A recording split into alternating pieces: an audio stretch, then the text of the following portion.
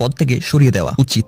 সিত্তাপ্পা এটা হতে দিতে পারে না, কারণ সে ইন ফিউচার সিএম এর পদে যাবে পুষ্পার মাধ্যমে। তাই সিত্তাপ্পা ডাইরেক্ট চলে যায় পুলিশ অফিসার শেখাওয়াতের কাছে। সিত্তাপ্পা শেখাওয়াতের কাছে যাওয়ার পর তাকে ঘুষ দেওয়ার চেষ্টা করে।